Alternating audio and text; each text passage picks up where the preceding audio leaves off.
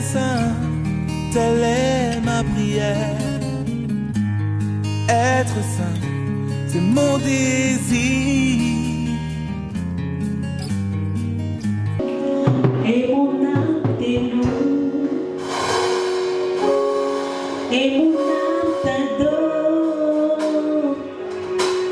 et mon âme te loue, car il n'est comme toi. C'est des chants nouveaux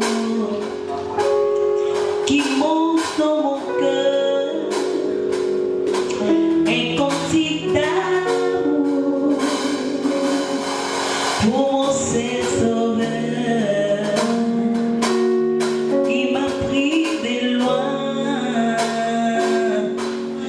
il m'a lavé, il m'a racheté et placé à ses côtés. Je n'ai plus peur de rien, je ne crains plus rien, car les bons bergers est de mon côté. Même le ténèbre, donc il peut croire sur moi, car la clé de l'amour, c'est mon maître qui la tient. Tu m'étiens la main, nous fonçons droit fermé de l'ennemi, et les grands Goliaths se retrouvent par terre. Lui seul me suffit, lui seul est tout pour moi. Oh, je sais comment dire, je me mets à chanter. Éternel est bon, éternel est bon, bon, éternel est bon. Il est bon pour moi. Éternel est bon, éternel est bon, éternel est bon. Il est bon pour moi.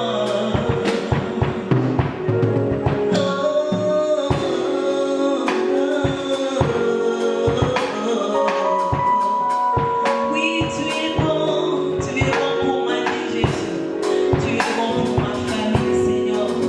Tu es bon, Jésus. Alléluia. Éternel est bon, éternel est bon,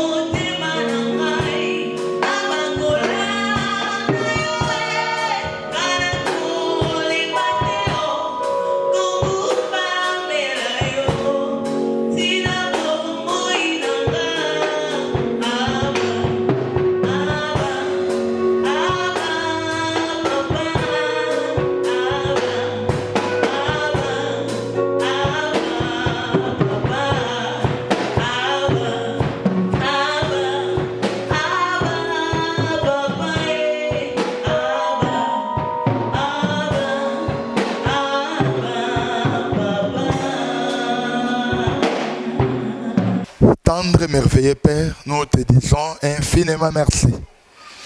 Nous te donnons toute la gloire et la louange parce que tu es Dieu. Le Seigneur qui nous garde et qui nous protège. Le Seigneur qui nous donne la vie. Le Seigneur qui combat en notre faveur contre nos ennemis. Toi qui confonds les plans macabres des adversaires. Toi, ô Dieu, qui trouble ceux qui cherchent à nous troubler. Nous te disons infiniment merci. Et nous bénissons ces instants où nous voulons écouter ta parole. Prière de nous parler par le Saint-Esprit. Passe au travers de mes lèvres, au travers de mes pensées, afin de pouvoir éternel nourrir une personne qui me suit, même à la maison, même dans sa voiture. Oh Dieu, Seigneur, fais quelque chose. Il est écrit, nous serons tous enseignés de toi. L'esprit d'enseignement. Alléluia. Viens nous éclairer. Saint-Esprit de Dieu, lève le nom de Jésus. Parce que c'est ton travail.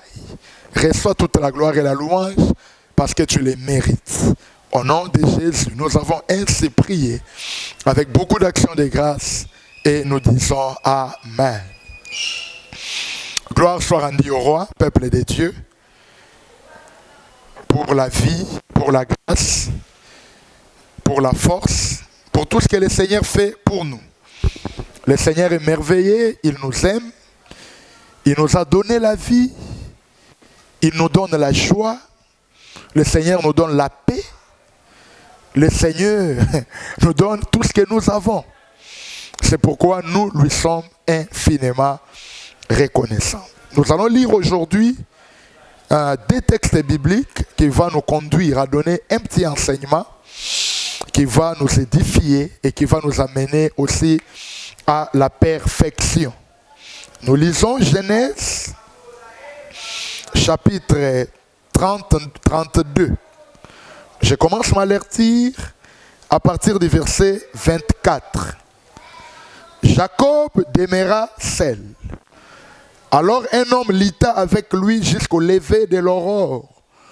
Voyant qu'il ne pouvait le vaincre, cet homme le frappa à l'emboîture de la hanche, et l'emboîture de la hanche de Jacob se démit pendant qu'il luttait avec lui. Il dit, laisse-moi aller car l'aurore se lève. Et Jacob répondit, je ne te laisserai point aller que tu ne m'aies bénis. Je me demande comment Jacob avait compris que cet homme pouvait les bénir. Parce qu'on parlait des noms, on ne parlait pas de Dieu. Mais il dit, je ne peux pas te laisser partir avant que tu ne m'aies béni. C'est que Jacob avait déjà compris qu'il était en train de lutter avec celui qui est capable de bénir un homme. Donc cette personne-là s'appelle le Seigneur des gloires. Donc cet homme-là, c'était ce qu'on appelle la théophanie, la manifestation de Dieu sous des formes quelconques. Et il dit encore, ton nom ne sera plus Jacob, mais tu seras appelé Israël. Car tu as lutté avec Dieu et avec des hommes et tu as été vainqueur. Jacob l'interrogea en disant, fais-moi, je t'ai pris connaître ton nom. Il répondit, pourquoi demandes-tu mon nom? Et il les bénit là. Jacob appela ce lieu du nom de Péniel, car dit-il, j'ai vu Dieu face à face. Oh, mais cet homme n'a pas donné à Jacob les noms. Mais Jacob conclut en disant que cet homme était Dieu, et il donna à ce lieu le nom de Péniel en disant, j'ai vu Dieu face à face. Ça c'est très très très intéressant, peuple de Dieu. Ça c'est très très très intéressant, enfants de Dieu. Vous qui me suivez, je pense que le Seigneur va vous faire énormément de bien. Que le Seigneur vous bénisse. Gloire à Dieu. Le soleil s'est levé lorsqu'il s'est passé, lorsqu'il passa Péniel. Jacob boitait de la hanche. C'est pourquoi jusqu'à ce jour, les enfants d'Israël ne mangent point le tendon qui est à l'emboîtir de la hanche, car Dieu frappe Jacob à l'emboîtir de la hanche au tendon. Que le Seigneur bénisse sa parole. Jacob demeura seul. Et la Bible nous présente un homme, selon les textes de Genèse, chapitre 32, un homme qui est venu lutter avec Jacob. Et cette lutte a duré toute la nuit. Quand le matin s'est levé, on parle de l'aurore. L'aurore, c'est la lumière du matin. C'est la levée du soleil. Quand le soleil s'est levé, cet homme qui luttait avec Jacob dit, Jacob, tu dois me laisser partir. Mais Jacob dit, non, non, je ne te laisserai pas partir avant que tu m'aies béni. C'est pourquoi j'ai dit, Jacob avait compris que cet homme avait la capacité de les bénir. Or, celui qui est capable de bénir un homme, c'est Dieu. Et il dit, Jacob dira encore à cet homme, mais tu ne peux pas partir comme ça, donne-moi ton nom. Il dit, non, non, pourquoi tu veux connaître mon nom? Mais Jacob, en disant, il donna à ce lieu le nom de Péniel en disant, j'ai vu le Seigneur face à face. Donc, bien que cet homme n'a pas donné à Jacob le nom, mais Jacob lui-même a conclu qu'il était en train de lutter avec le Seigneur des gloires. Ça, c'est vraiment très fantastique. Ça, c'est vraiment très, très, très intéressant. Écoutez-moi très bien. Cet homme qui a lutté avec Jacob était probablement ce qu'on appelle dans l'ancienne alliance l'ange de l'Éternel, qui est généralement identifié à Dieu lui-même. Cet homme qui a lutté avec Jacob, dans toute l'ancienne alliance, on parle de l'ange de l'Éternel, la théophanie, la manifestation de Dieu sous des formes quelconques. Or, l'ange de l'Éternel, il est généralement identifié par Dieu lui-même. Et on nous montre que Jacob a lutté farouchement avec cet homme qui était pour obtenir la bénédiction promise par le même Dieu. Mais dans ce combat, le Seigneur a permis que Jacob ait le dessus. Et Jacob a eu le dessus parce que Dieu l'a permis. Dieu l'a permis parce que Dieu a décidé ainsi. Mais par après, il a brisé la hanche de Jacob et Jacob a commencé à déboîter. C'était pour lui rappeler qu'il ne devait plus marcher par ses propres forces, mais qu'il devait se confier totalement à Dieu et compter uniquement sur lui et sur ses capacités. Gloire soit rendue à notre Dieu. Je parle aujourd'hui sur un thème, le soleil, l'avocat et l'intercesseur de Jacob. Le soleil, l'avocat et l'intercesseur de Jacob. Pourquoi? Parce que l'homme qui luttait avec Jacob, qui est l'ange de l'Éternel, dans l'ancienne alliance, identifié généralement par le Seigneur, qui a brisé la hanche de Jacob, Jacob a commencé à déboîter pour lui rappeler qu'il devait commencer à compter totalement sur Dieu, ne compter que sur ses capacités. Donc cet homme-là, c'était Dieu qui luttait avec Jacob. Mais nous voyons que quand il y avait la levée du soleil, l'aurore venait, Dieu demandait à Jacob, laisse-moi partir. Mais Jacob a retenu Dieu. C'est comme si l'aurore était en train de chasser Dieu. Parce que quand on était la nuit, Dieu n'était pas pressé de partir. Il luttait avec Jacob. Mais à la levée du soleil, subitement le Seigneur devient pressé. Il commence à dire à Jacob, non, il y a l'aurore arrive, alors laisse-moi partir. Et Jacob dit, je ne te laisserai pas. Donc l'aurore chassait le Seigneur en quelque sorte. Prenons un texte biblique qui va nous éclairer pour me permettre d'entrer dans les fonds de mon message, pour nous édifier, pour nous bénir cet avant-midi. Que le Seigneur nous bénisse. Merci à toute l'équipe qui travaille avec moi. Merci à tous mes enfants. Merci à vous tous qui nous suivez de partout, qui nous encouragent, qui nous écrivent d'une manière positive aussi, mais qui nous apportent aussi les différentes suggestions pour nous permettre d'améliorer ce que nous sommes en train de faire au fur et à mesure. Que le Seigneur vous bénisse. Exode chapitre 22. Exode 22, nous prenons juste les versets 1 et le verset 2. Lisons notre Jésus. Exode 22, je prends seulement le verset 2. Si un homme est surpris, dérobant avec effraction, dérobant c'est-à-dire volant.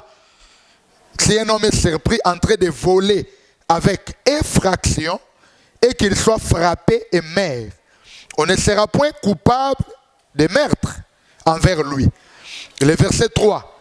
Mais si le soleil est levé, on sera coupable de meurtre envers cet homme. Le texte d'Exode nous montre ceci.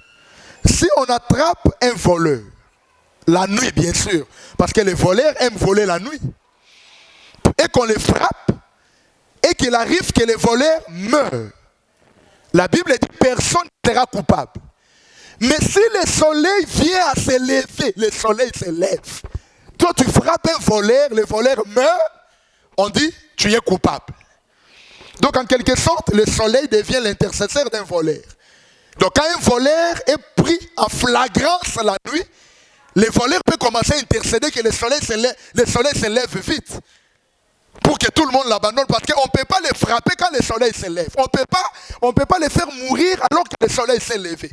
Donc quand le soleil se met entre les voleurs et ceux qui cherchent à frapper ou à tuer les voleurs. Gloire soit rendue à l'Éternel. Je pense que Bisika Boza, vous comprendrez ma camarade Bamalam. Or, l'homme dont nous parlons ici s'appelle Jacob. Jacob.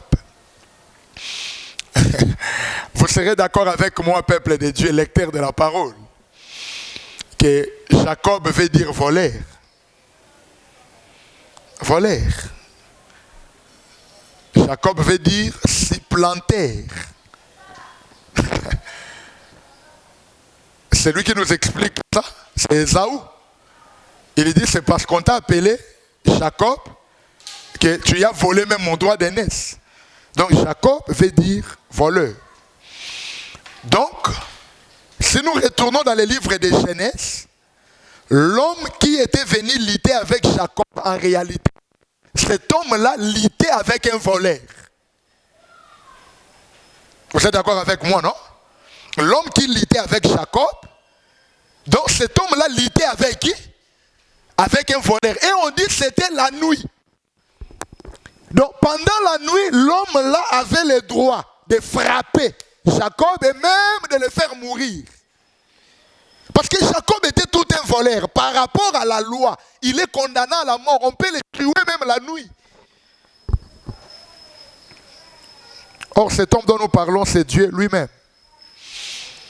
Selon la théophanie, Jacob, comme un voleur, risquait la nuit la mort. Selon les textes d'Exode. Mais l'homme qui combattait Jacob ouvrait déjà les fenêtres de la grâce, même pendant ce temps, en permettant à Jacob d'avoir les dessus, d'avoir l'ascendance sur lui. C'était un Dieu qui octroyait la grâce, alors que même la porte de la grâce n'était pas encore ouverte. Je prends ici Jacob comme la race humaine, la faiblesse de l'homme. Jacob comme l'humanité dans les péchés. Parce que le vol, c'est un péché. Jacob ici typifie l'humanité qui est dans les péchés. Pendant tout un temps, nous qui étions des voleurs, nous qui étions péchés, nous étions voués, nous subissions la colère de Dieu. En réalité, il fallait que Dieu nous condamne. En réalité, il fallait même que Dieu nous frappe et qu'il nous mette à mort. Parce que la colère de Dieu était en train de nous menacer. Nous menacer. Nous étions destinés à la mort. Nous de Jacob, nous des voleurs, nous, l'humanité dans les péchés. Destinés à la mort, mais nous devons dire merci à celui qu'on appelle le soleil. Parce que dans les livres de Luc chapitre 1er, quand Jésus intervient, quand on l'a introduit dans l'état, on dit un soleil levant est venu nous visiter. Donc le soleil, c'est le type de Jésus. Jésus-Christ est le soleil de la justice. Jésus-Christ s'appelle le soleil levant. Donc c'est lui qui est venu intervenir en faveur de Jacob. Je parle de l'humanité. C'est lui qui vient s'interposer entre l'homme qui luttait avec Jacob. Cet homme-là qui est Dieu dans la théophanie, qui luttait contre Jacob, qui est le type de l'humanité. Il y a un soleil qui est venu s'interposer pour dire à cet homme-là, je te chasse, allez-y, laisse cet homme tranquille. Donc c'est le Seigneur Jésus qui nous a sauvés, le véritable soleil. Donc c'est grâce à l'œuvre du soleil, je parle de Jésus, que nous sommes sauvés. C'est grâce à l'œuvre du soleil, je parle de l'œuvre de la croix de Jésus-Christ, que nous sommes libérés de la menace, de la colère de la loi, de la menace, de la colère divine. Parce que le soleil a fait le travail. Le soleil, le véritable intercesseur, il a fait le travail, il s'est interposé. Et Jacob a eu la vie sauve. Oui, c'est grâce à l'œuvre de la croix. C'est grâce à Jésus-Christ et par son œuvre salvatrice. Lui, le véritable soleil. Lui, le soleil levant qui était venu pour nous éclairer. Alors que nous étions, nous là, qui habitaient dans les pays de l'ombre et de la mort. Le soleil là est venu faire le travail de nous libérer de la menace, de la colère de la loi, de la menace, de la colère de Dieu. Et il nous a mis à part. C'est pourquoi dans Romains chapitre 10, verset 4, le même soleil a mis fin à la loi. Oui, le soleil nous a libérés. C'est pourquoi la Bible déclare, il a déchiré l'acte de nom, les ordonnances nous condamnaient et qui subsistent.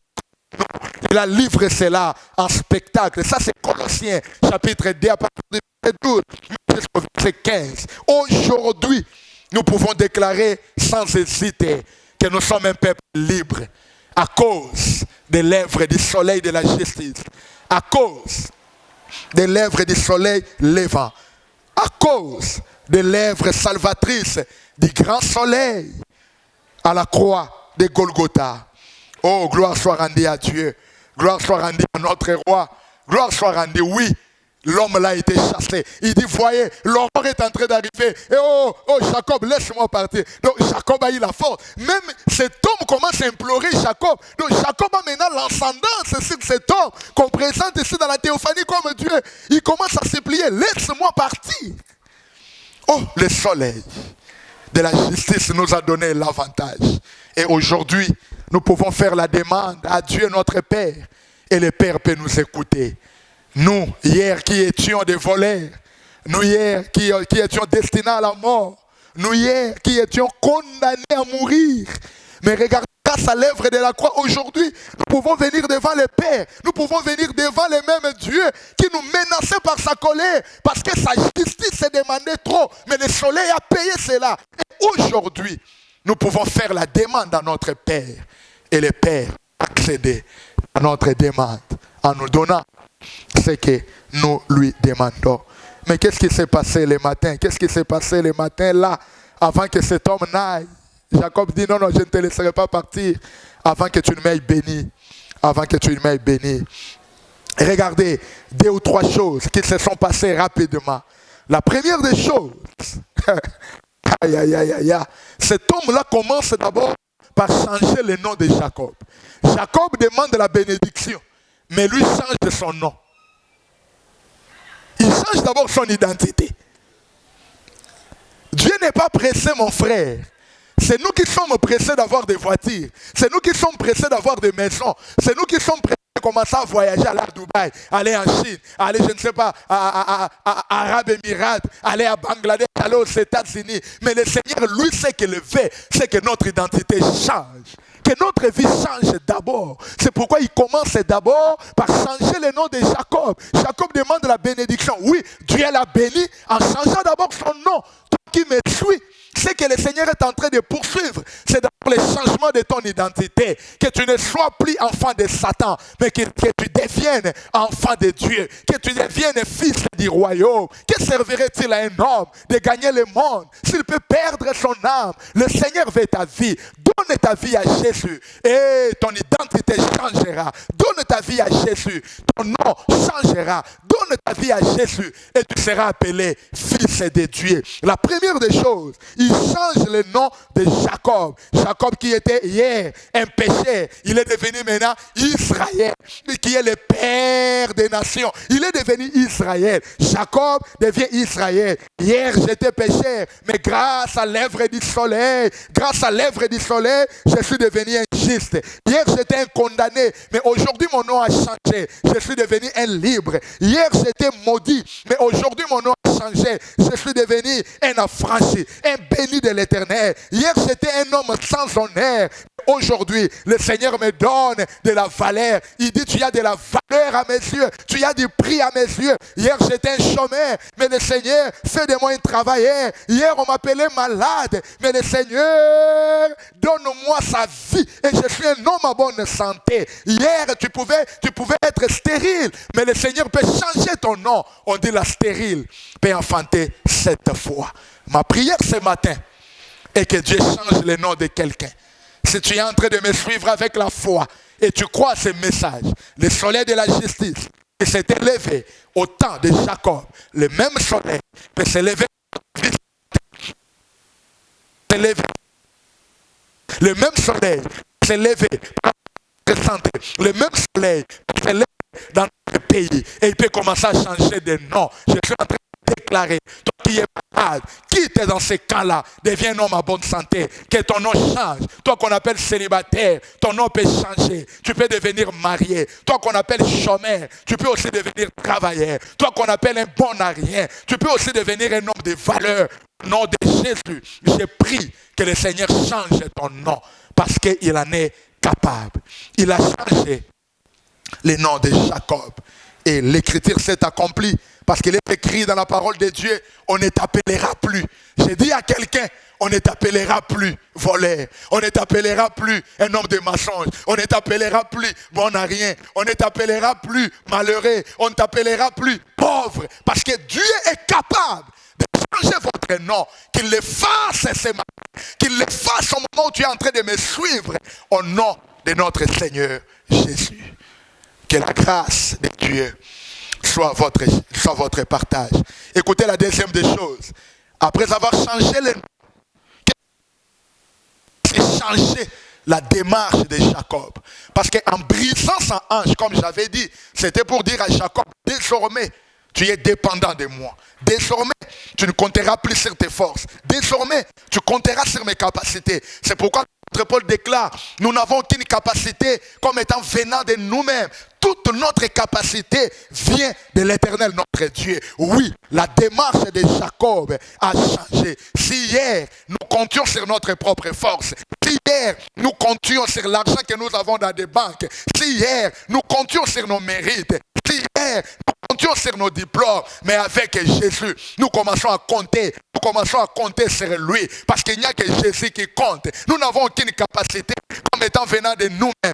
Pourquoi? Parce que tout est grâce et les actions de grâce doivent abonder. C'est pourquoi je ne compte jamais sur ce que j'ai. Je ne compte jamais sur mes diplômes. Je ne compte jamais sur qui que ce soit. Je compte sur le Seigneur. Il est écrit dans la parole de Dieu, maudit soit l'homme qui se confie dans l'homme et qui prend la chair pour son appui. Il est quand même misérable dans les déserts. Il ne verra jamais arriver le bonheur. Le Seigneur voulait dire à Jacob, ne compte plus sur ta propre chair. Désormais, tu compteras sur moi. C'est pourquoi je brise ta hanche. Tu vas commencer à boiter et toute ta vie, tu dépendras que de moi parce que je suis le véritable pourvoyeur. Or, quand Seigneur brise un homme, il le prend en charge.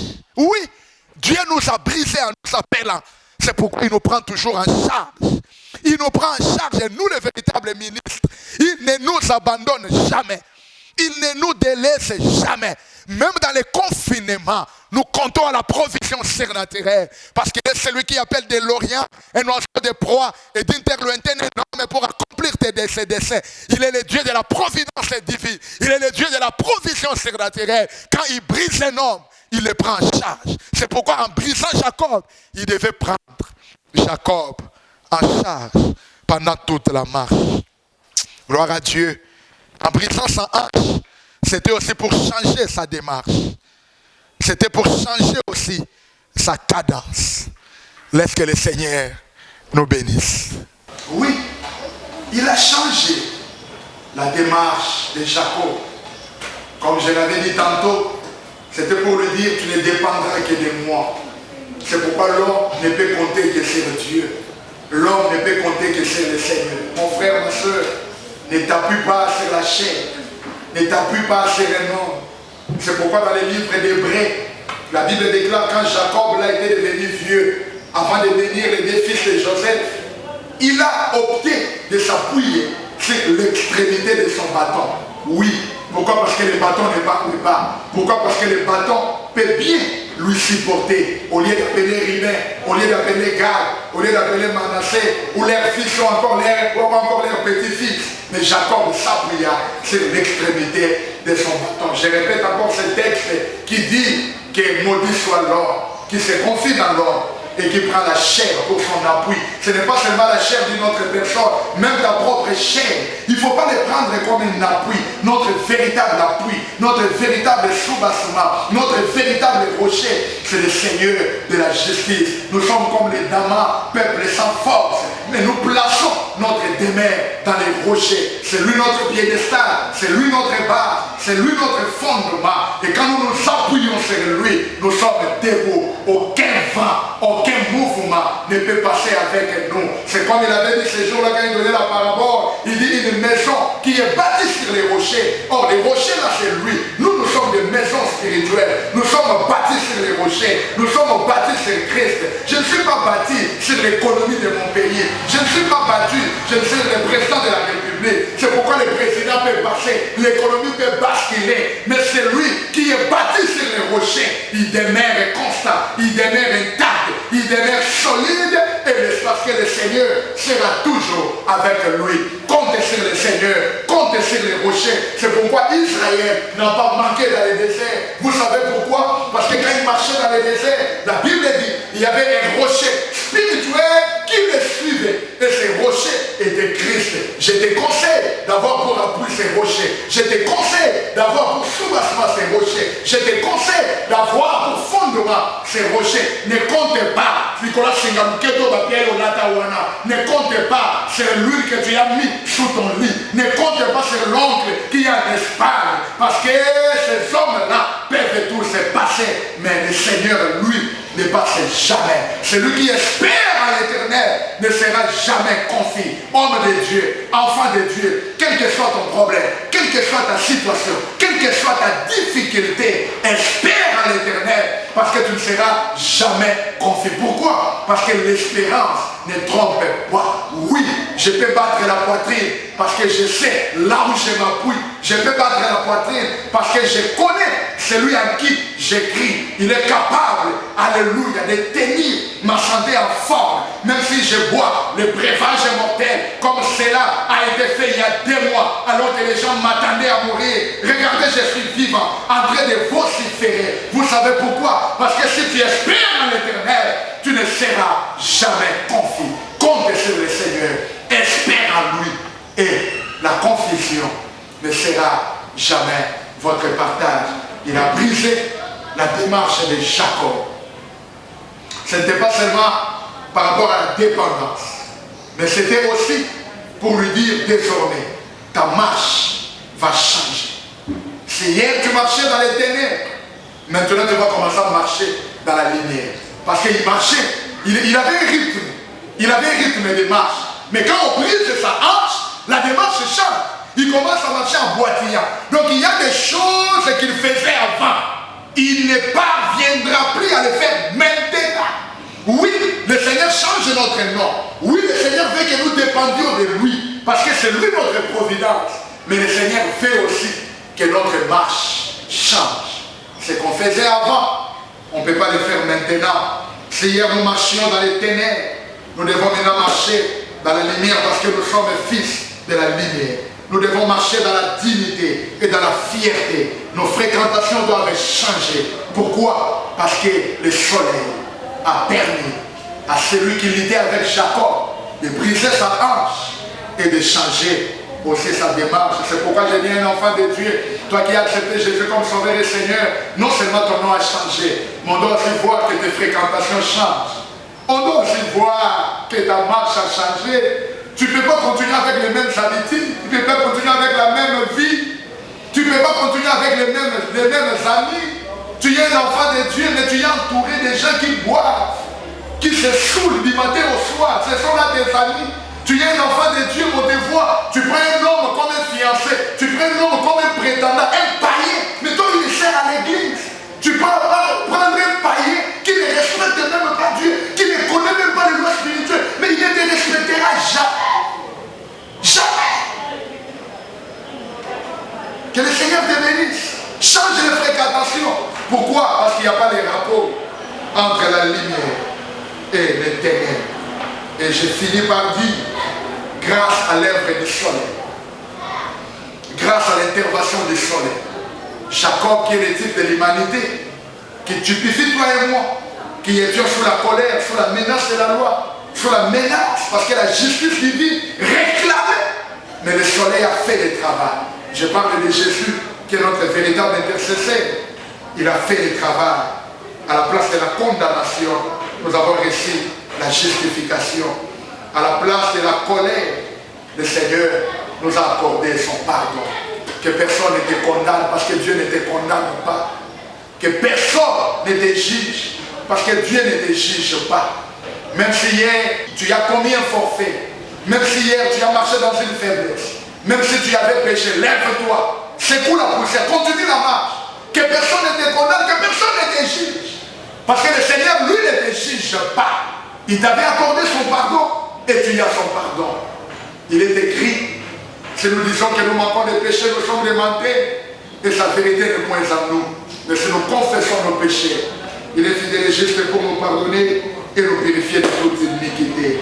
Nous sommes justifiés et nous sommes des hommes libres. C'est pourquoi l'apôtre Paul déclare dans le livre des Romains, chapitre 8, verset 1er, il n'y a plus maintenant donc. Donc avant, il pouvait y en avoir. Mais maintenant donc, il n'y a plus aucune condamnation pour ceux qui sont en Jésus. Car la loi de l'esprit de vie les a franchis de la loi du péché et de la mort. Que personne ne te dise le contraire. Que personne ne cherche à te persuader que toi, un enfant de Dieu, tu es encore lié, tu es encore dans la condamnation, tu es encore sous la colère. Parce que celui qui te dit ça, il n'est pas en accord avec l'œuvre de la croix. Moi, je te dis qu'à la place de la condamnation, le Seigneur t'a justifié. À la place de la colère, il t'a accordé le pardon. Lève-toi, ne te culpabilise pas, continue la marche. Parce que le Seigneur t'aime encore. Le Seigneur est encore avec toi. Ne fais pas comme Saoul, qui avait la pleine vie, mais qui a demandé qu'on puisse le tuer alors qu'il pouvait continuer à vivre. Ne faites pas comme cet homme-là. Continuez à la marche avec le Seigneur. Que le Seigneur vous bénisse. Je vais prier avec vous. Seigneur, fais grâce à mon bien-aimé de pouvoir comprendre qu'il doit donner sa vie à toi. Et que celui qui est déjà en toi, Seigneur, qu'il comprenne que l'œuvre de la croix a suffi pour son pardon, pour sa justification et pour sa liberté. Reçois la grâce et la bénédiction de Dieu au nom de Jésus. Amen. Que le Seigneur vous bénisse et à la prochaine. Soyez bénis.